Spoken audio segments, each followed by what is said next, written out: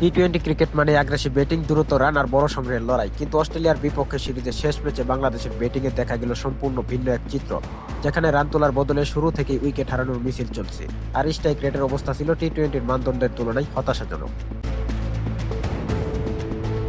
রবিবার সিরিজের তৃতীয় ও শেষ টি-20তে টস জিতে আগে ব্যাটিং করার সিদ্ধান্ত নেন অধিনায়ক তাওহিদ হৃদয়। পরিকল্পনা ছিল বড় সংগ্রহ করে প্রতিপক্ষকে চাপে ফেলা, কিন্তু মাঠের লড়াইয়ে সেই পরিকল্পনার প্রতিফলন দেখা যায়নি। ইনিংসের শুরু থেকেই ধাক্কা খেতে থাকে বাংলাদেশ। মাত্র দ্বিতীয় ওভারেই রান আউট হয়ে সাজঘরে ফিরেন ওপেনার তানজিদ তামিম। খুব বেশি সময় উইকেটে থাকতে পারেনি তিনি। দলীয় সংগ্রহ তখনও গতি পায়নি।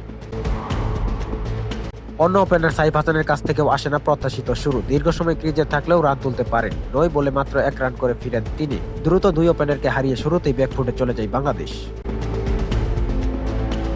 এরপর দায়িত্ব নেওয়ার সুযোগ ছিল পারভেজ ইমনের, কিন্তু তিনিও ব্যর্থতার ধারাতেই যোগ দেন। 13 বল খেলে মাত্র 1 রান করে ফিরেন তিনি। টি-20-র মতো ফরম্যাটে এমন ধীরগতির ইনিংস দলের উপর বাড়তি চাপ তৈরি করে। মধ্যক্রমে নুরুল হাসান সোহানের কাছ থেকেও আসেনি প্রতিরুদ্ধ। সুযোগ পেয়েও বড় ইনিংস করতে পারেনি তিনি। 8 বলে 6 রান করে ফিরে যান সাজঘরে। অন্যদিকে দ্রুত রান তোলার প্রত্যাশায় নামা শামীম হোসেন পাটোয়ারিও হতাশ করেন। 5 বল খেলে রানের খাতা খুলতে পারেনি তিনি। একের পর এক ব্যাটার ব্যর্থ হওয়ায় মাত্র 35 থেকে 36 রানের মধ্যেই 5 উইকেট হারিয়ে চরম বিপদে পড়ে বাংলাদেশ।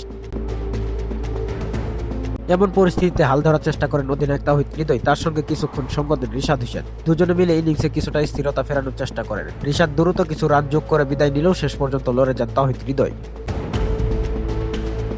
এক প্রান্ত ধরে রেখে দলের স্কোর অন্তত সম্মানজনক জায়গা নেওয়ার চেষ্টা করেন তাওহিদ হৃদয়, কিন্তু শুরুতেই ব্যাটিং বিপর্যয় এতটাই বড় ছিল যে শেষ পর্যন্ত সেই ক্ষতি আর পূরণ করা সম্ভব হয়নি।